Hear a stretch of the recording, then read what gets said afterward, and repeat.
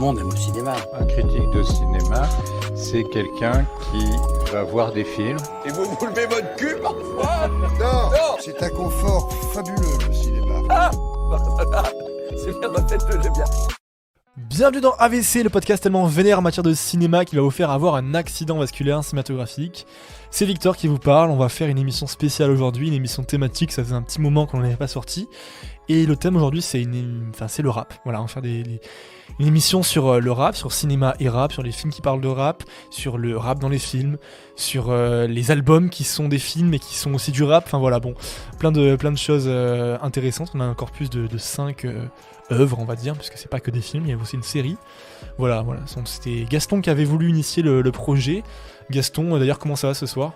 Et bah ça va très très bien, effectivement j'ai voulu initier le projet à la suite du visionnage du Monde de Demain, donc très très bonne série dont on va parler dans l'émission. Donc c'est une série qui m'a beaucoup marqué, une des meilleures séries que j'ai vues ces dernières années. Et de ce fait, je me suis dit c'est super intéressant ce sujet rap et cinéma parce que vraiment il y a beaucoup de choses, il y a beaucoup de films cultes. On voit beaucoup de rappeurs évidemment qui sont inspirés même par le cinéma, hein. On connaît évidemment la récurrence du motif de Scarface dans le rap, hein, avec toutes ces références à Manny, la femme qui est souvent qualifiée d'Elvira dans le rap, toutes ces références à Tony Montana. Il y a un des morceaux de Booba qui s'appelle Scarface, hein, évidemment. Alors bon, je vais pas forcément parler du meilleur rap parce que là c'est pas ce qui forcément me revient en tête, mais je sais que Maes, qui est un artiste que je n'écoute plus, parlait beaucoup d'Elvira à une époque. C'est un motif qui est quand même récurrent dans tout le rap français. Chez PNL aussi énormément. Chez PNL également Le Monde Chico. Hein. Chez SCH, c'est un motif récurrent, le cinéma. Dans pas mal de rap en fait. Le rap est très inspiré, enfin très marqué par c'est lié, les deux sont liés en fait. Ouais. Mais ouais, Gaston, tu disais. Donc ça prouve quand même effectivement ce lien profond entre rap et cinéma. Alors là, on va pas parler de films qui ont principalement influé sur le rap, on va plutôt parler de rap qui ont du rap dans le cinéma. Cependant, moi je pensais que c'était important cette contextualisation, notamment donc avec cette passion pour les films de mafia et notamment pour Scarface dans le rap français et américain d'ailleurs, et dans le rap tout court. Et donc moi je voulais commencer avec une citation de Nekfeu sur le rap, donc dans Les Étoiles Vagabondes, donc le documentaire dont on va également parler. Le rap, c'est la musique de la débrouille, t'as besoin de rien, un carnet, de l'imagination et tu deviens le super-héros de ta rue. On sait que le cinéma, c'est un peu différent, que c'est un art qui demande beaucoup de moyens, beaucoup de techniques, une équipe. Et pourtant, ces deux arts ont des liens particulièrement forts et on va en parler tous ensemble. Même si Orelsan dit dans une de ses chansons, pour faire un film, t'as juste besoin d'un truc qui filme. Mais c'est vrai que c'est quand même fondamentalement différent. Ce soir on est 4, on a également Bleu qui est là, Bleu qui adore la musique, qui est pas fan que de cinéma, qui est aussi fan de musique et qui a un peu les pieds dedans. Comment ça va Bleu ce soir ? Bah ça va super, on va parler du coup comme t'as dit, de sujets qui m'intéressent énormément. Moi le rap j'en écoute depuis quasiment que je suis née avec mes frères. Donc c'est vraiment chouette et puis on mélange plein de médiums différents, le cinéma d'animation, la prise de vue réelle, le rap, la culture hip-hop, enfin c'est vraiment ce qui me plaît, donc je suis de bonne humeur quoi. C'est drôle parce que pour contextualiser, la première fois où on s'est rencontré avec Bleu, on a échangé musique et de suite le rap c'était un peu un sujet un peu délicat. Est-ce que t'aimes Orelsan, est-ce que t'aimes Lopal, est-ce que waouh, quels sont tes refs et tout, genre c'est drôle, donc on va un peu se retrouver sur le rap là. Pour le coup, ce qui est intéressant, c'est qu'on a des cultures musicales vachement différentes. Ouais. Moi, c'est un petit peu plus le rap américain ou le rap français à l'ancienne. Victor, c'est, tu vas le dire, mais c'est plus l'homme pâle, le rap Yankee. En vrai, le rap de blanc. Je suis pas un grand fan de rap pour le coup, mais Orelsan, c'est l'artiste que j'ai le plus écouté en 2022. Donc, voilà, c'est ça. Donc on a tous nos inspirations et c'est vraiment chouette qu'on puisse parler de films qui réunissent un peu tout ça. Ah carrément. Mathéo, du coup ce soir, tu complètes le carré de l'équipe qui va parler de rap ce soir. Oui, bah, ça me fait plaisir de parler de rap, hein. Moi c'est un genre musical que j'écoute beaucoup également, et comme on disait avec Gaston tout à l'heure, rap et cinéma sont très liés, et donc je pense que c'est vraiment un sujet qui peut être très intéressant à étudier, dont on va parler là, avec des films et des œuvres vraiment intéressantes pour le coup. Ouais, bah carrément. Bah justement, pour rebondir là-dessus, le corpus du coup qu'on a choisi, on a longtemps débattu sur les films qu'on allait mettre ou non dedans, il y avait des évidences. Donc on va parler déjà de 8 Mile. 8 Mile, un film sur le début de la carrière de Eminem et c'est le moment où il perce dans le rap. Donc c'était pour nous un peu un film inévitable parce que c'était un très bon film sur le rap. Enfin voilà, on va en débattre. Et puis après Gaston, on a un corpus assez varié. Qu'est-ce qu'on a sélectionné ? Qu'est-ce que tu as aussi sélectionné dans l'émission ? Donc on a beaucoup hésité sur les films à intégrer au corpus. On a notamment hésité sur Ma cité va craquer pour le rap français, dont la bande originale est connue pour rassembler un nombre assez incroyable de classiques de ce premier âge d'or du rap français. On a également hésité à intégrer Boys in the Hood, où le rap US a une place très importante, donc film de John Singleton du début des années 90. On a choisi de pas en parler parce que c'est pas des films qui parlent explicitement de rap, c'est des films qui sont accompagnés par la musique rap. Donc on a choisi de vous parler sinon de Comment c'est loin, donc le film d'Orelsan sorti en 2015, du documentaire de Nekfeu Les étoiles vagabondes donc de 2019, et de la série Le monde de demain, donc sur le début de la carrière de NTM et sur le début en fait en général du mouvement hip-hop en France. Donc c'est une série très intéressante. C'est une série très intéressante d'un point de vue cinématographique et c'est aussi une série très intéressante pour enrichir un peu votre culture rap. Et on va aussi parler d'Intergalactic, donc qui est le film qui accompagne la sortie du dernier album du rappeur Kid Cudi, donc qui est sorti en 2022 et donc film d'animation, film assez audacieux esthétiquement et que Bleu et moi aimons particulièrement, voilà. Et donc voilà, c'est le corpus qu'on a choisi pour cette émission sur le rap. Voilà. Alors comment voulez-vous commencer sur l'émission ? Peut-être Bleu, est-ce que tu as quelque chose est-ce que tu as un angle précis d'attaque ? Alors voilà, on a parlé du coup, Gaston a brièvement expliqué le corpus. Du coup, on a des films documentaires, on a des films donc, qui sont des accompagnements à des albums ou des films qui sont pensés pour un album. C'est le cas d'Intergalactic. On a des films du coup qui sont également, comme le documentaire de Nekfeu en l'occurrence, c'est sur la conception d'un album. On aurait pu parler également de la série de Ne montre jamais ça à personne, je crois, d'Orelsan. Mais voilà, et puis après des fictions également, donc c'est assez différent. Bleu, dis-nous tout. Pour le coup, c'est intéressant ce que tu dis parce que Intergalactic, c'est pas un album visuel ni un film promotionnel. Ça, Kid Cudi a vraiment voulu le mettre en avant. Et je trouve ça assez pertinent et pas forcément vu en animation de sortir un album et de sortir un film à côté qui ne l'illustre pas forcément parce que c'est pas du coup pour le coup un album visuel mais qui en fait un très bon usage en l'utilisant comme BO quoi. Ouais. Et c'est vrai qu'on a tendance aussi à faire la différence entre fiction et documentaire dans ce corpus-là. Par exemple, dans 8 Mile, la vie de Jimmy, elle est vraiment inspirée de celle d'Eminem, mais ça reste de la fiction. On est face à des problématiques expérimentées qui sont les mêmes que celles qu'a pu connaître Eminem, notamment son entrée dans le rap en tant que rappeur blanc dans un milieu qui était surtout né dans des communautés afro-américaines. Et puis, Comment c'est loin, c'est un petit peu un objet hybride parce que c'est un film qui est totalement fictif mais qui sert à leur album, qui l'illustre et qui compte un petit peu ce syndrome de la page blanche et de comment on écrit un son tout en donnant des portraits totalement fictionnels et inventés de personnages, notamment Scred et Ablai qui n'ont absolument pas ce rôle-là dans la vie et ce qu'on peut voir dans Montre jamais ça à personne. Enfin, c'est des personnages justement qui sont un petit peu drôles quand on connaît l'envers du décor. Et le fait que Scred, ce soit quelqu'un de très calme, très déterminé, et puis qu'Orelsan n'a jamais été un flemmard comme il est montré dans Comment c'est loin. C'est justement lui qui a toujours engrainé Gringe à faire de la musique, et c'est quelqu'un qui a énormément travaillé dans sa vie.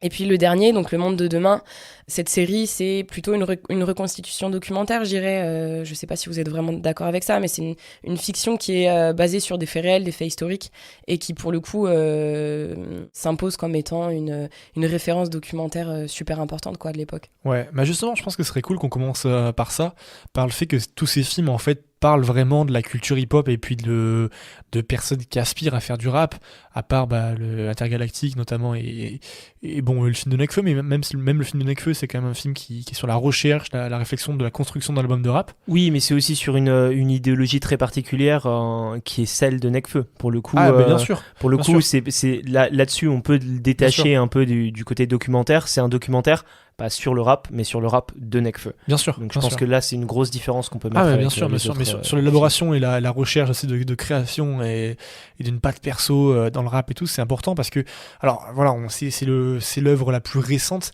mais la série Et le monde de demain, je pense que c'est une bonne porte d'entrée sur la question du rap parce que, comme vous l'avez dit, ça me pose les bases de ce qu'a été la culture hip-hop en parlant des graffitis, donc des graphes, de la danse, du rap du coup, mais voilà, de plein d'autres choses et de dépeindre cette jeunesse. Où est né le rap Et d'où parce est que né le rap, c'est ça qui est très intéressant, je trouve, dans, le rap dans français, cette série, le rap du rap français, oui, oui. Mais en termes de sociologie, où est-ce que c'est apparu, Ouais. qui ont été les acteurs, et que c'est apparu avec de la débrouille. Bien Et sûr. là, pour le coup, on le voit vraiment. Bien sûr. Dans ce film-là, dans cette série, on voit que la création du rap, elle s'est faite dans un contexte très particulier, qui sont du coup fin des années 80. Et je trouve que c'est un point qui est intéressant dans la série. Et puis aussi dans la série, moi ce qui m'a plu énormément, c'est que quand on parle de rap, on a tendance à beaucoup mettre de côté les producteurs de musique. Et là, Dynasty est vraiment mis en valeur. Le métier DJ est vraiment mis en valeur. L'amour de la musique, des vinyles, c'est quelque chose de très important. La culture des années 80 aux États-Unis qui l'a rapporté en France et qui donne après naissance au rap avec des moyens qui sont vraiment de l'ordre du système D, notamment les moyens d'enregistrement dans la ferme. Enfin, c'est très drôle et en même temps, je trouve que ça rend hommage à l'intégralité des acteurs de cette industrie, qui est devenue une industrie, mais à l'époque c'était vraiment de la débrouille. Et puis de montrer aussi que on a des médiums qui s'influencent les uns les autres. La danse influence le graffiti, qui influence le rap, qui influence la musique, qui influence la production, le DJing. Enfin, c'est génial, quoi. Donc ça fait vraiment un compte rendu de la culture hip-hop des années 80 plus que du rap en soi, et je trouve ça vraiment chouette. Complètement, justement, là on l'évoquait aussi tout à l'heure, c'est vrai qu'on va parler notamment du rap à travers des films de cinéma et des séries, mais c'est vrai qu'on va parler un peu moins de l'aspect cinématographique de ce qu'on va évoquer, parce que c'est la question aussi de cette espèce d'intermédialité, cette espèce de communication, de proximité entre les arts, et en l'occurrence c'est vrai que le rap... le rap n'influence pas le cinéma, mais le cinéma influence le rap, et le rap est présent dans le cinéma aussi, que ce soit dans les BO ou que ce soit dans les intrigues et dans le contexte culturel, c'est important. Donc, Et puis cinématographiquement parlant, justement il y a quand même quand même des similitudes qu'on peut retrouver, notamment avec du coup ce dont je parlais, cette révolution culturelle plus que ce début de l'histoire du rap, notamment à travers le personnage de Marvin Dubar. Ça m'a noté... C'est qui Marvin Dubar ? Ça m'a... c'est le frère de Cool Chain dans la série. Ah oui, et en fait, ça m'a marqué parce que dès le premier épisode, je me suis dit, mais ce personnage-là, je le connais, je sais qu'il a déjà joué dans un film des années 80. Et en fait, il a joué dans Les Rascals. Et je trouve ça drôle qu'on prenne les mêmes acteurs pour jouer à chaque fois des personnages qui évoluent dans les années 80 de manière vraiment différente. Le personnage qui joue Dynasty joue aussi dans Les Rascals, il fait une apparition brève. Ouais, c'est ça. Mais du coup, je trouve ça rigolo qu'on prenne quand même le même genre d'acteur pour jouer le même genre de personnage dans des films qui font référence aux mêmes époques. Et ce qui m'a fait plaisir aussi... faut que j'arrête de répéter ce mot. Beaucoup de choses me font plaisir. Là, je suis contente d'en parler, je suis très heureuse. Voilà, on fait une émission sur le rap, on se fait plaisir, Bleu, on se fait plaisir. C'est que pour le coup, on a vraiment une hype de cette description des années 80 de manière hyper clichéique et joyeuse avec des séries notamment comme Stranger Things, mais là, je parle de la série la plus mainstream. Et dans le monde de demain, c'est vraiment pas ça du tout. On a, même au niveau de la mode, même au niveau des costumes, on a une véracité, une réalité de l'époque, et c'est hyper intéressant, quoi. Ouais. Gaston, est-ce que tu veux parler un petit peu, parce que pour l'instant je te tais, mais... Moi j'aime beaucoup le monde de demain. Encore une fois, c'est cette série qui m'a donné envie de faire cette émission sur le rap. Et en fait, c'est effectivement une série sur la naissance du mouvement hip-hop en France. Faut savoir que moi, je suis pas franchement un fan de rap US, je vais être tout à fait honnête. Je suis quelqu'un, le rap qui me parle, c'est le rap français. Et en fait, cette manière d'importer cette culture, et notamment la grande diversité qui est montrée dans les acteurs de cette première époque du rap, avec la création notamment d'Assassin, qui est un des premiers grands groupes du rap français, donc composé d'un ancien breakdanceur, donc Solo, et de Rockin' Squad, donc qui était le frère de Vincent Cassel, et qui était issu d'un milieu en fait assez aisé, puisque c'était le fils d'un acteur. Et on nous montre que c'est des gens qui commencent par le breakdance, qui enchaînent sur le graphe en taguant notamment NTM dans le métro parisien. Un peu par hasard, en final. On le voit que c'est... Un peu par hasard, oui. C'est des coïncidences qui font que dans ce milieu-là, c'est la rue un peu qui dirige le truc, quoi. C'est le mouvement un peu... Et encore pas forcément. Ouais. C'est encore des innovateurs. Au début, tout le monde se fout de la gueule de Cool Chain quand il veut pas signer au RC Lens, il veut pas être footballeur, et qui se décide de se lancer dans la danse. Maintenant, cette dimension un peu multidiscipline du hip-hop, c'est un peu parti. Maintenant, les gens, ils rappent, ils dansent pas forcément à côté, ils gravent pas forcément à côté. Notamment depuis le moment où cette culture a été, entre guillemets, récupérée par des gens qui n'étaient pas forcément nés dedans. Et pourtant, moi, je trouve que c'est très important de montrer cette naissance du rap par cette multidisciplinarité. Super MTM assassin. Ok, violent par mon phrasé neuché. Violent par mon phrasé insolent par ma prétention. Ce soir, le contexte est absolu, donc mes mots vont être crus. Et c'est intéressant parce qu'à un moment, la série le dit, cette prédominance du rap à l'intérieur de la culture hip-hop à travers le personnage du rappeur que Joey Starr et Cool Chain croisent dans le métro et qui leur dit le plus grand art du hip-hop, c'est le rap. Et c'est un peu le côté prophétique de ce qui va se passer après, de le rap qui prend le pas sur tout le reste de la culture hip-hop. Mais c'est vrai qu'aujourd'hui, le graphe est mis de côté. C'est pas forcément qu'il a été mis de côté. Enfin, si, il a été mis de côté, mais c'est devenu des cultures et des styles artistiques vraiment détachés les uns des autres. C'est-à-dire qu'aujourd'hui, t'as encore des graphes, le street art est devenu très important. Ouais, mais du coup, tu vois, ça a évolué un peu. Oui, mais indépendamment. C'est devenu même rémunéré en fait. Les gens sont payés pour faire du street art. Oui, mais comme le rap. Mais ça a été c'est des disciplines qui se sont indépendantes, qui sont devenues indépendantes, indépendantisées. Ouais. La création d'une industrie aussi. Oui, bah ça vient avec. On voit justement avec le personnage du disquaire et toutes ces scènes-là qu'il y a une vraie méfiance à l'égard de cette nouvelle culture, et comme à chaque fois en fait qu'un nouveau mouvement apparaît, on est toujours méfiant économiquement de se dire est-ce que je prends le risque, est-ce que je vais tenter l'expérience ou pas. C'est intéressant, mais ce qui est intéressant même à travers le rap, et c'est l'arrivée d'une culture vraiment populaire des banlieues qui vient apporter quelque chose de nouveau, qui devient très rapidement populaire dès qu'il est un peu connu, parce que quand on se dit aujourd'hui, maintenant tout va très très vite, mais l'arrivée du rap en France, au départ c'est du bouche à oreille, c'est pas grand chose, mais dès que ça devient un peu gros, on le voit à travers le personnage de Dynasty, qui commence dans un terrain vague, et après il fait que remplir des salles pendant toute une période.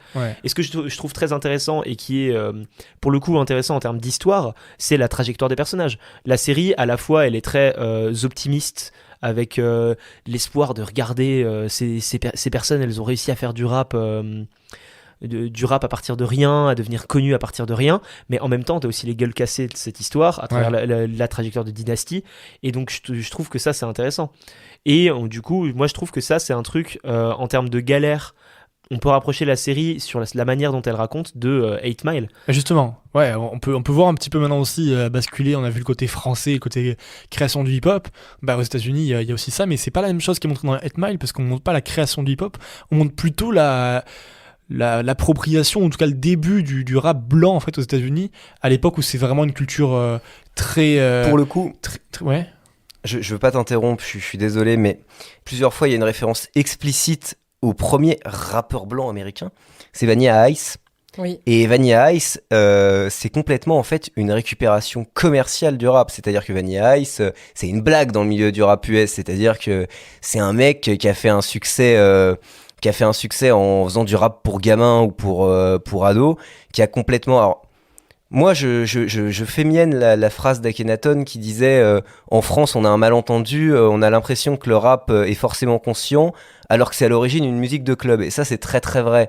En France, on a cette espèce on a longtemps eu ce fétichisme du rap conscient, à se dire là c'est ça le rap, vous vous rendez compte, ceux qui font du gangsta rap, qui ont perdu le message, c'est des gens qui se trompent. Non, c'est faux, le rap n'est pas forcément une musique consciente. ça c'est un malentendu français parce que les premiers groupes qui ont marché étaient des groupes de rap conscient. C'est ce qui est d'ailleurs montré dans le monde de demain, hein. Les premiers gros groupes français, on n'en parle pas dans le monde de demain, mais c'est IAM et NTM dont on parle dans le monde de demain, et c'est deux groupes qui sont extrêmement engagés socialement pour des raisons évidentes. Par contre, c'est une musique de club à l'origine. Mais en tout cas, Vanilla Ice, pour des raisons effectivement de qualité musicale, de manque d'attachement à cette culture, manque profond d'attachement peut-être. Et c'était quelqu'un qui a été extrêmement, effectivement, considéré, enfin c'est la récupération du rap. Par exemple, pareil, Eminem et ses amis, ils évoquent les Beastie Boys, et ses amis disent c'est plus facile de percer quand on est blanc. C'est des groupes qui ont marqué le rap américain, mais qui n'ont jamais été complètement acceptés. Et Eminem, ça va être le premier, et d'ailleurs tout le film est là-dessus, ça va être le premier il est signé par un producteur noir, d'ailleurs ça c'est pas montré dans le film, mais c'est Dr. Dre qui le signe. Et donc en fait, Eminem, c'est un rappeur blanc qui au départ est rejeté du fait effectivement que ce n'est pas, on considère que c'est pas sa culture originellement, et qui va finir par montrer qu'en fait il est tout aussi légitime à rapper que les autres. Mais pour revenir sur un côté plus cinématographique pour intégrer le rap, il y a ce que je trouve intéressant dans 8 Mile, c'est que au-delà de parler, oui, c'est inspiré de l'histoire d'Eminem, son vécu en tant que rappeur, on raconte aussi une histoire en particulier à travers l'évolution d'un personnage qui va, à travers le rap, s'accepter lui-même. C'est ce que je trouve intéressant dans 8 Mile, c'est que au-delà de parler de rap, il parle de la trajectoire d'un personnage et de son rapport au rap et plus globalement. Et je le trouve très bien ficelé là-dessus parce que un personnage qui au départ est pas très confiant et n'ose pas aller en battle, il va finir par gagner sans spoiler vraiment parce que c'est pas vraiment un spoil, on le sait dès le début qu'il est excellent, mais l'évolution des personnages est vraiment bien retranscrite et c'est justement la force que je trouve dans 8 Mile par rapport à d'autres films. Il intègre le rap en termes d'un élément narratif intéressant dans le film. Bien sûr. Beaucoup parlent de Rocky du rap et c'est intéressant parce que quand on voit le premier Rocky justement de 76, les gens ont cette image de film de boxe parce qu'ils ont fait l'image des suites, hein. Pour le coup ils ont l'image de Rocky 2, Rocky 3, Rocky 4. Je vais pas rester m'étendre longtemps sur Rocky, ne vous inquiétez pas. Mais le premier Rocky a eu l'Oscar du meilleur film et les gens se disent mais pourquoi ce truc a eu l'Oscar du meilleur film, machin et tout. En fait c'est parce que c'est un film social.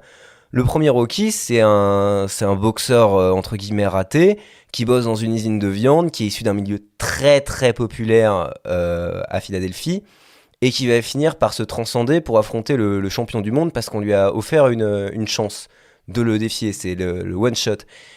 Eminem, c'est un peu pareil, c'est le Rocky du rap. 8 Mile. 8 Mile, oui. Bah oui, mais Eminem aussi, hein, quelque part. Oui, Eminem, c'est le Rocky du rap, et 8 Mile, c'est le Rocky du rap également. En fait, on voit ce personnage à qui on offre une chance, qui ne la saisit pas au début, même s'il a le talent, il n'a pas la confiance.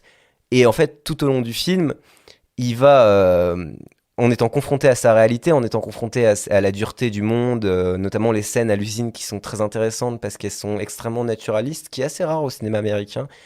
Dans le cinéma américain, avec cette espèce de compression du métal, là où Eminem est ouvrier, on nous montre vraiment ça pour nous montrer vraiment la difficulté de sa vie. Il habite effectivement dans une roulotte, c'est vraiment, pour le coup, c'est sans évidemment faire de la sociologie à 2 francs, c'est évidemment ce portrait du white trash à l'américaine. Et ce qui est très intéressant, c'est qu'au final, il a son combat final, il a le moment où il prouve sa valeur, un peu comme Rocky quand il tient la distance contre le champion du monde. Voilà. Et donc, c'est un film, c'est quasiment un film d'apprentissage, hein. Je pourrais paraphraser et faire un peu mon littéraire en parlant de Bildungsfilm. C'est vraiment un film d'apprentissage où le personnage va s'affirmer et va saisir sa chance. Everything he's about to say against me. I am white, I am a fucking punk. I do live in a trailer with my mom. My boy Future is an Uncle Tom. I do got a dumb friend named Cheddar Bob who shoots himself in his leg with his own gun. I did get jumped, but all 6 of you jumped. Pour revenir sur l'aspect musical et puis aussi sur les artistes dont on parle chaque film ou série du corpus qu'on a choisi, ce qui est assez intéressant, c'est qu'on replace chaque artiste et chaque carrière dans un contexte particulier en prenant en compte les autres artistes de l'époque, les influences qu'ils ont pu avoir, etc. On a du coup, dans Comment c'est loin, on a notamment un son d'Akhenaton au départ, qu'on retrouve aussi à la fin, je crois. Dans Intergalactique, on parle de plein d'artistes, et puis c'est un film qui a été dédié à Virgil Abloh, qui était mort, je crois, dans la même période où est sorti le film. Virgil Abloh, qui a été certes un créateur très important. Il est le fondateur de Off-White, pour ceux qui voient pas trop qui c'est, mais c'est aussi un DJ très important. Il a une grosse place dans la musique et dans cette industrie. Dans le monde de demain, je vais pas citer toutes les références musicales autres que NTM. MC Solar, ils en parlent voilà. à un moment. Même si Exactement, et dans 8 Mile surtout, c'est ça qui m'a vachement plu, c'est que certes c'est un film qui peut être attribué à Eminem alors que c'est pas franchement sa vie, il le dit à plusieurs reprises, c'est de la fiction, sauf qu'on a des sons dedans d'Eminem, mais on retrouve aussi The Notorious Big, 50 Cent, Tupac, Jay-Z, et puis surtout il y a 2 sons, notamment un qui commence et clôture le film. Il y a 2 sons qui font pour moi partie du panthéon des sons du rap américain, qui sont pour moi exceptionnels et qui font partie de mes musiques préférées. C'est Shook Ones de Mobb Deep et puis Running de The Pharcyde, qui sont pour moi des chefs-d'œuvre absolus et qui sont justement des chansons de rap hip-hop qui sont apparues dans les années 95, donc à l'époque où se déroule l'histoire du film. Et donc on a comme ça des contextes super précis avec des références multiculturelles dans chaque œuvre. On pourrait me dire aussi que dans Les Étoiles Vagabondes on parle que des sons de Nekfeu, parce que c'est vrai que c'est surtout l'illustration des sons de Nekfeu pour son album.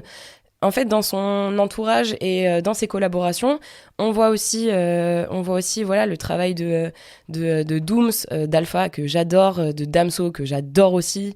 Gaston adore. De son producteur aussi, Diaby. Exactement. Et effectivement, quand on voit sa collaboration avec Damso, alors, immense fan de Damso ici, voilà. Partager une partie de la table. D'ailleurs... pour être tout à fait honnête, j'aime pas trop Les Étoiles Vagabondes. Les 2 sons que j'écoutais, c'était 2 feats de base avant de regarder le film. C'est Tricher avec Damso et comment ça s'appelle, Dans l'univers avec Vanessa Paradis. Mais bref, c'est pas le sujet. Par contre, ce qu'on voit vraiment dans le film, c'est l'amour de Nekfeu pour les musiques périphériques au rap. Par exemple, tout ce jazz de la Nouvelle-Orléans. Il montre à quel point le rap s'inspire. Et à quel point le rap est un genre vraiment très musical en termes d'inspiration. Très mixte. Il parle du sample, au moment. Oui, il parle du sample. Oui. Parce que voilà, on a parlé le de classique, le jazz, voilà, et on voit vraiment la musique traditionnelle grecque, la culture de Nekfeu est très très présente. Justement, en parlant du sample, Nekfeu dit quelque chose que je trouve très intéressant et qu'on retrouve pas trop dans les autres œuvres. C'est du coup de la théorie musicale pure et dure.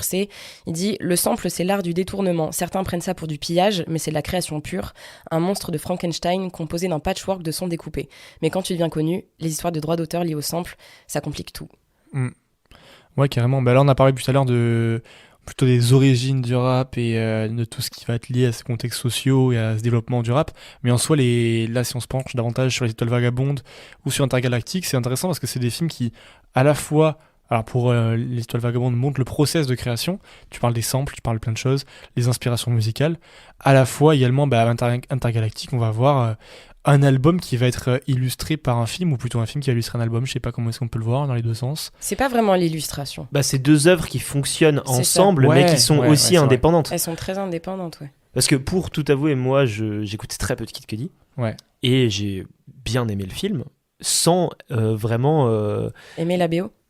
Si, j'aime bien la BO, mais en fait le truc c'est que je n'ai jamais vraiment écouté indépendamment l'album par rapport au film. C'est marrant parce que Pardon, non, je veux juste dire que c'était des films perso, enfin très proches de l'artiste, dans le sens où même Kid Cudi il prend la voix du personnage principal. Et puis il raconte un petit peu une histoire d'amour qu'il a connue. Après, c'est une quand histoire même d'amour tellement classique que tout le monde peut s'identifier à ça, mais je trouve ça quand même. Moi, je déteste les films romantiques. À chaque fois tu dis ça, mais à chaque fois que tu as dit que tu n'aimais pas, c'était pour dire que celui-là tu l'avais bien aimé. Oui, c'est vrai, peut-être. Mais pour le coup, là c'est chouette. On a une histoire d'amour humour qui est moderne. Bon, vous allez trouver ça un petit peu cliché peut-être, mais c'est des artistes qui fument des joints, qui font du street art, qui font des conneries, des soirées. La culture hip-hop, la culture. Mais non, mais c'est vrai que c'est chouette. On sort du cadre de la culture bourgeoise blanche et ça fait plaisir aussi, quoi. Ça fait plaisir de voir des histoires d'amour comme ça, surtout dans des films d'animation. C'est quand même assez peu représenté. Et parle-nous-en un peu, Bleu, de Je crois que d'ailleurs la BDAV est présente dans quasiment tous les films, sauf Comment c'est loin, puisqu'on sait que Orelsan a plus une drinking culture que smoking. Une smoking culture, effectivement. BDAV culture. Une BDAV culture. Oui, mais restons franco-français. Hein. La BDAV culture, avec notamment les potes de Nekfeu, donc le escrew, avec Framal et Meukra qui ramènent du gros shit de sa mère au Japon. Ils peuvent aller en prison pour ça. Voilà. Vous voyez une anecdote rigolote, en vrai. Comment il s'appelle le pote de Nekfeu là qui est. Dooms. C'est Dooms. Ouais. Qui a des tresses là. Ouais, des dreads là. Ouais. En fait, j'ai Dooms, vu. rappeur de qualité aussi. Allez écoutez ça. Moi, j'ai un rapport très particulier à Dooms parce qu'en fait, j'ai vu. J'ai vu Nekfeu en concert en festival il y a, je sais plus, la dernière fois où il a fait des concerts, en fait, je crois que c'était en 2019 ou je sais plus quand c'était, 2020. Non, 2020 non, parce qu'il y avait le Covid. Donc, les 2019, Étoiles Vagabondes de la réédition. Ouais. C'était en festival et il y avait Dooms, du coup, visiblement. On le voit un peu dans la fin de la série et je me demande si je suis pas filmé parce qu'en fait, il monte sur un bateau pneumatique. Ouais. Et ben il se casse la gueule. Et ben il se prend. Je me suis pris son genou dans la gueule. Voilà. C'est drôle parce que justement cette scène, je me suis dit mais les mecs en dessous qui doivent se prendre un gros genou de Dooms là. Voilà, c'est moi. C'est génial. Je sais même pas qui est le mec, mais je me suis pris un gros genou dans la gueule parce que c'était devant, près de la scène. Et voilà, c'était drôle. C'est mon anecdote. Anecdote potin cinématographique. Cinématographique Dooms /concert a été en couple avec Adèle Exarchopoulos. Ils ont un enfant. What? Ah oui, putain. Voilà. J'avais ok. Donc une actrice extraordinaire, un rappeur extraordinaire. Okay. Je pense que leur enfant est vraiment promis à un avenir des plus radieux. Pour revenir à un album qualitatif pour le coup, Intergalactic, ça a été une révélation musicale. Déjà, c'est un film qui m'a énormément touchée. Et puis l'animation, il faut revenir quand même dessus. C'est pas seulement un film d'animation. Kid Cudi, il s'est entouré d'artistes très qualitatifs. Je veux dire, on a plusieurs types d'animation dans un seul long métrage. Alors certes, c'est des scènes qui durent pas très longtemps, mais c'est quand même notable. Je trouve ça chouette. Ça change un petit peu de ce qu'on peut voir d'habitude. Et puis, pour moi, c'est une animation qui est particulièrement réaliste tout en étant abstraite. On a donc les scènes d'ouverture et de clôture du film, puis un petit peu des scènes au milieu aussi qui sont dans la galaxie, d'où le nom Intergalactique. Ça fait référence en fait à une expérience que Kid Cudi a eue avec une de ses amies sous champignons hallucinogènes. Il en avait fait un son dans un de ses précédents albums qui s'appelait Intergalactique justement. Okay.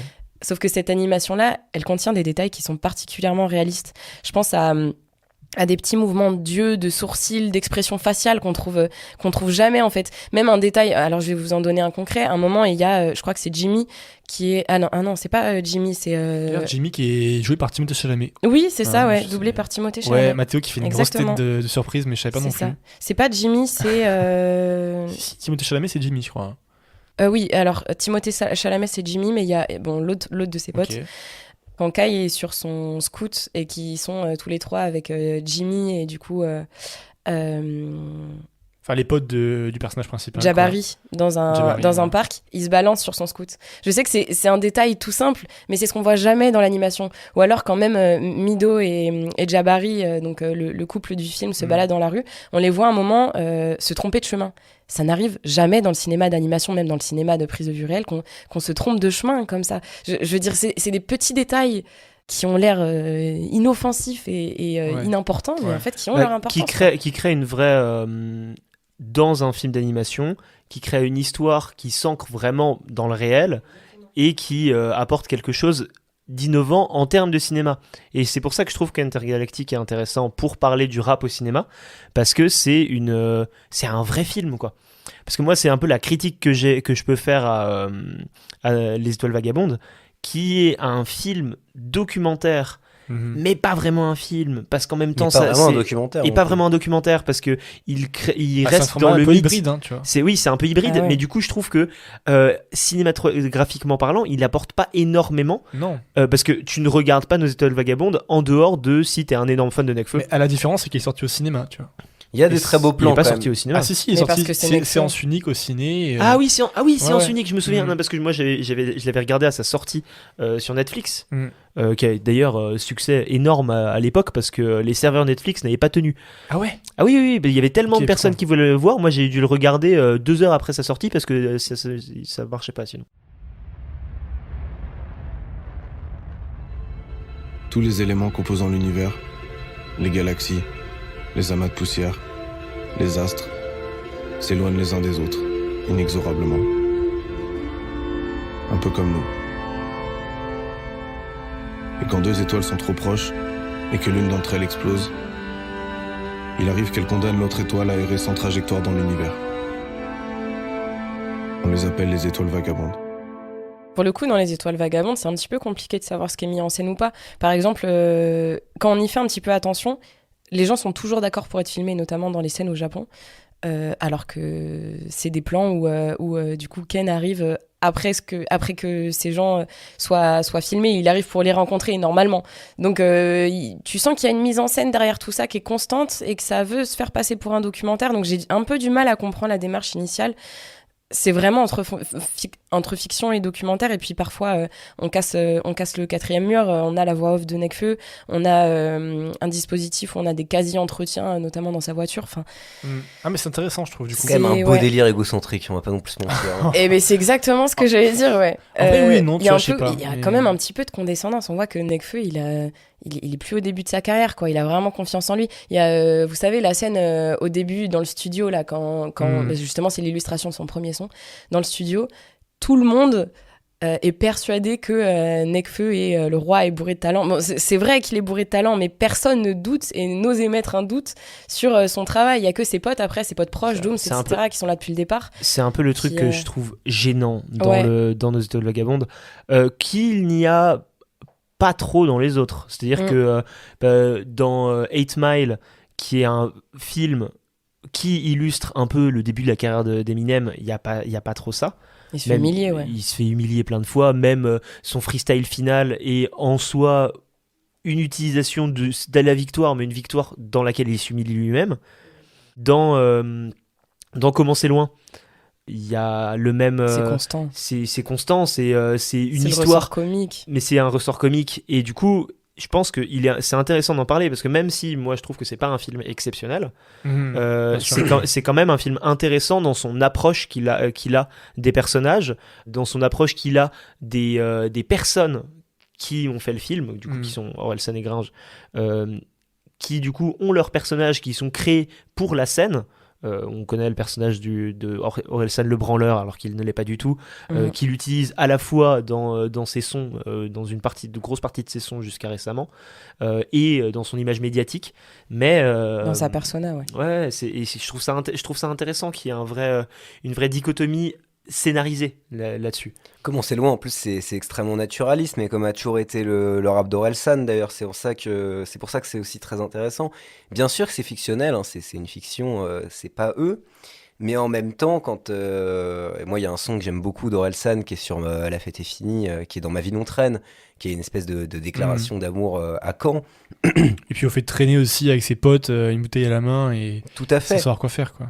Et Ce dans quoi on peut se retrouver, pas mal de monde peut se retrouver en tout cas. On le voit acheter sa bouteille de Jäger le matin. C'est pas Bon, trop le cas de ça- Victor, ça, un quand peu même.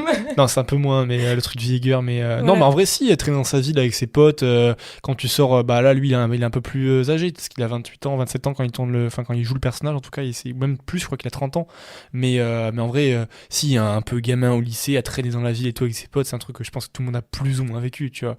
Après, c'est pas le même délire, hein, mais. Après, Ah bon, pour le hein. coup, c'est aussi le propos du film, hein, et c'est aussi le propos on en parlait de cette espèce de construction du personnage d'Orelsan qui a été souvent battu en brèche, où beaucoup de gens qui ont travaillé avec lui ont dit ça a jamais été un branleur et tout ça, machin. Mais il y a toujours ce personnage un peu dans Perdu d'avance, qui date de Perdu d'avance, hein, cette espèce d'adolescent. En fait, Comment c'est loin, c'est un peu une émanation cinématographique du début de la carrière d'Orelsan, en fait. C'est le chant du cygne avant La fête est finie qui représente vraiment une rupture dans sa discographie. D'ailleurs, Victor dit qu'il est fan d'Orelsan, c'est vrai, mais tu m'as toujours dit que tu avais commencé à être fan d'Orelsan avec La fête est finie. Ouais. Alors que moi, je connais beaucoup de gens qui était fan d'Orelsan Dès les premier 2009. album. jusqu'à la Ouais, fête c'est est mon finie. cas, ouais. Ouais, jusqu'à la fête est C'est finie, mon de cas. 2009 à... Il y a des gens qui aiment beaucoup la fête est finie, C'est vraiment mais mon qui cas. se sont arrêtés à ce moment-là. Mhm. Et qui est en fait, pour qui le vrai Orelsan, c'est le Orelsan de Perdu d'avance et c'est le Orelsan des Casseurs Flotteurs. Parce qu'il transmet quelque chose qu'il ne transmettra plus après du tout dans sa carrière. Bah moi personnellement j'ai eu un peu ça parce que j'aime beaucoup Orelsan AVC jusqu'à la podcast, fête. podcast film. musique, hein, là. C'est ça, vraiment. Et en fait je trouve que ce film c'est un bon film de transition. Il fait une espèce de bilan Inachevé, hein. de son personnage. Quoi? Inachevé. Inachevé. Il fait un bilan de son personnage pour faire une espèce de transition et un bilan du coup qu'il ne fait pas, il fait pas que musicalement. Et c'est pour ça que je trouve que c'est intéressant d'en parler en tant que film parce que il met aussi c'est une transition d'un personnage cinématographique. Après, je trouve que le film est inachevé, justement, parce que, en fait, moi, il y a quelque chose. J'ai vu Commencer loin très tard, en fait, je l'ai vu récemment. Mais par contre, j'ai beaucoup écouté l'album originel quand j'avais 14-15 ans, justement. Moi, j'ai longtemps dit aux gens que ma porte d'entrée dans le rap, ça avait été Damso Icaris. C'est faux, en fait. Ma porte d'entrée dans le rap, c'était les Casseurs Flotteurs. Donc, c'est les premiers rappeurs que j'ai vraiment écoutés. Et ce qui m'a particulièrement marqué, c'est que moi, j'aime beaucoup le clip d'Inachevé. J'aime beaucoup, en fait, tout ce qui entoure Commencer loin. Sauf qu'en fait, le clip d'Inachevé, il est pas dans le film. Le clip d'Inachevé, c'est un add-on au film. Ce qui fait qu'en fait, le film est effectivement véritablement inachevé. Et moi, et en même temps, c'est ce qui en fait, moi je trouve un film pas forcément satisfaisant, mais en même temps c'est tout le propos. Les clips, c'est le moment justement où ils sortent ils sont déjà sortis de cette turpitude qui les caractérise. Donc en fait, finalement, un clip aussi ambitieux n'aurait pas forcément eu de sens dans ce film-là.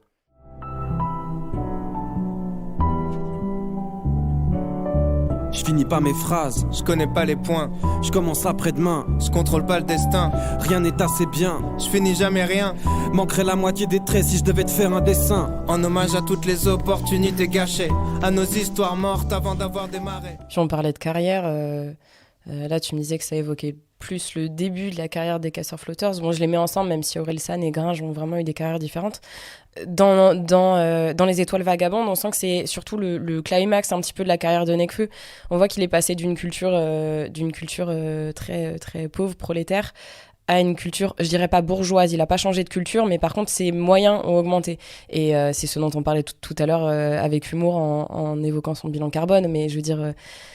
il a plus les mêmes moyens aujourd'hui pour créer et j'ai l'impression que ce qui fait passer comme message involontairement, c'est aussi que aujourd'hui la création demande des besoins qui sont plus les mêmes. Je suis pas sûr. C'est pour se réinventer peut-être aussi, tu vois. Genre, c'est pour se réinventer, mais personne n'a les moyens de faire ce que Nekfeu fait. Non, mais personne n'est Nekfeu non plus en termes de rap et de succès qu'il a eu à l'époque, tu vois. Genre 2 albums qui ont été des succès énormes.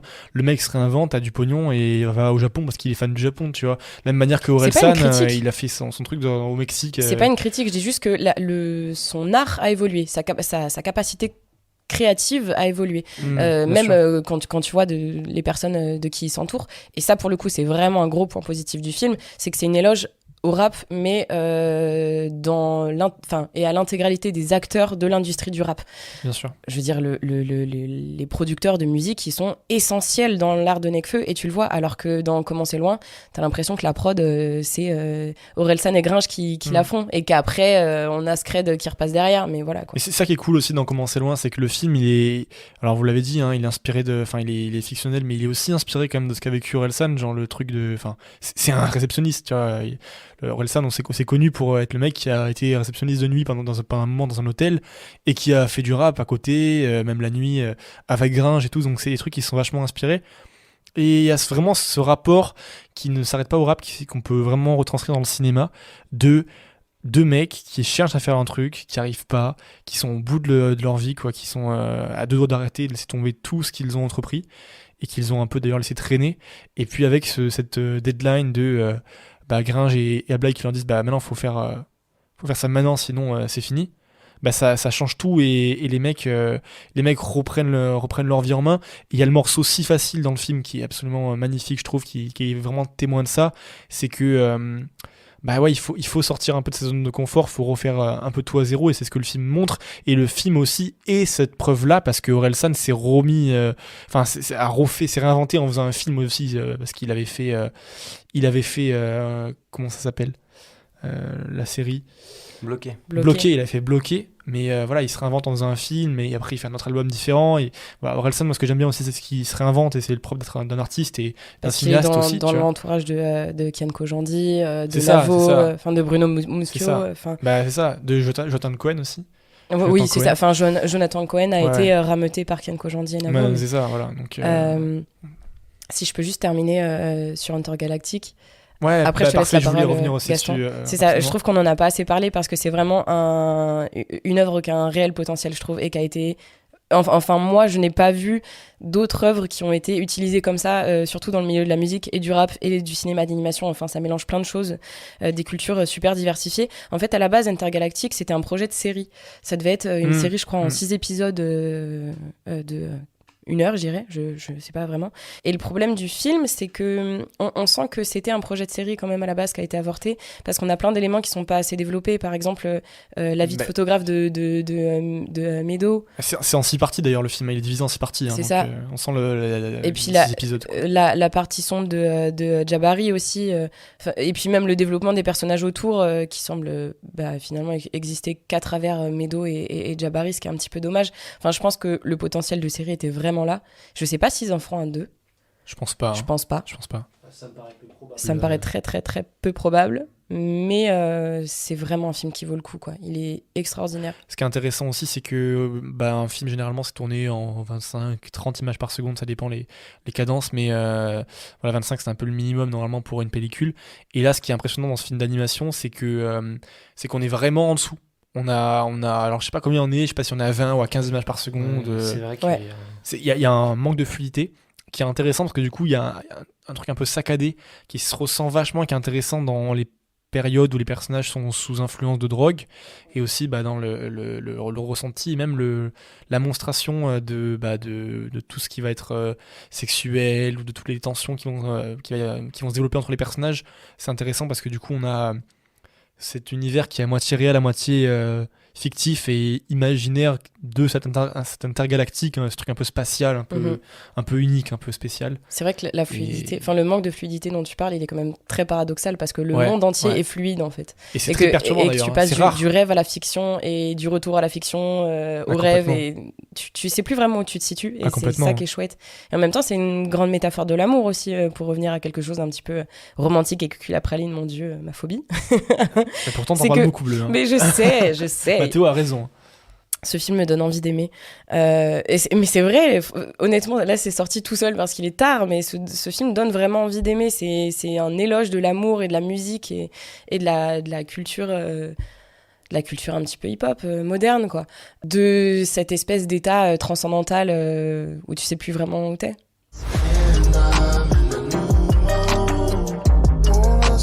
Love is a mother, boy. It'll find us all. It'll hurt us all. Damn it. It's the only thing that'll save us all.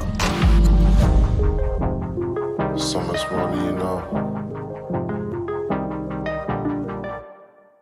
Voilà, on va conclure l'émission sur le rap. C'était une émission spéciale aujourd'hui, vous l'avez vu, parce qu'on a parlé beaucoup de musique, un peu moins de cinéma, à travers des œuvres quand même cinématographiques, en tout cas plus ou moins. À partir de maintenant, on opère un changement pour AVC. Voilà. Nous allons On va parler s'appeler de rap. AVM, accident vasculaire musical maintenant.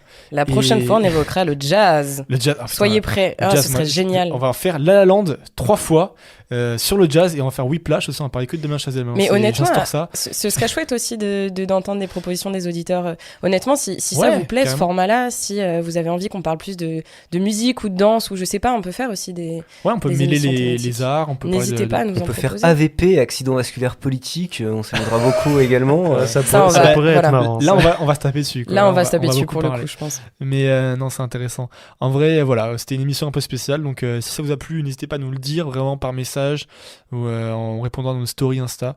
Comme ça, on peut échanger avec vous et on voit un peu ce que vous préférez ou non. Et puis, on fera peut-être des sondages, des sondages en story également. Et voilà, Bleu, tu veux rajouter un mot? Si je peux juste faire une petite suggestion pour les personnes qui sont intéressées par les clips de rap ou le cinéma associé au rap, je pense qu'il y a certains d'entre vous qui doivent connaître quand même, c'est le film, si on peut dire ça, de PNL, qui est composé de 4 clips assez longs. Je crois qu'ils font 30 minutes chacun, si je m'en souviens bien. On a Na, Onizuka, Bene et Jusqu'au Dernier Gramme, qui sont des sons super connus et qui forment un film qui est vraiment chouette. Donc voilà. De toute façon, le clip en général, c'est souvent très intéressant en termes de cinéma. On fera peut-être une émission là-dessus. On pourrait carrément faire une émission sur le clip. Un jour, parce que c'est très intéressant en termes de cinéma. Il y a beaucoup de cinéastes qui ont commencé par le clip et qui parlent beaucoup de liberté formelle dans le clip. Et ça, c'est très important. Donc, on fera peut-être une émission là-dessus. Voilà, donc à vos retours d'ailleurs, parce que si ça vous intéresse, allez-y, dites-nous. Et puis, on fera ça. On fera des émissions un peu plus... qui du coup déborderont un peu justement de ce pur cinéma. On parlera pas forcément de film, mais ce sera très intéressant aussi, je pense, et que tout le monde autour de la table serait très heureux de parler de ça. Exactement. Mais voilà, donc on a un peu dérivé, on est parti sur des recommandations musicales sur la fin, et sur des recommandations de clips également, mais voilà, si on insiste là-dessus, hein, mais donnez-nous vos retours, parce que comme ça, on se fait un plaisir d'échanger à chaque fois avec vous, et puis on peut voir ce qui vous fait envie ou non, mais voilà. Donc je le redis une dernière fois, suivez-nous sur Insta, sur avc.podcast si c'est pas déjà le cas, pour nous faire pour échanger. Et puis voilà, suivez-nous encore, abonnez-vous sur Apple Podcast, sur Deezer, sur Spotify, enfin sur la plateforme que vous utilisez. Mettez-nous une petite note, ça nous fait toujours plaisir. Et je le répète à chaque fois. Et j'ai changé mon texte, j'ai changé mes phrases, mais voilà, abonnez-vous et notez-nous. Et puis voilà, surtout, regardez des films, écoutez de la musique aussi apparemment, mais regardez des films pour ne pas avoir d'accident vasculaire cinématographique.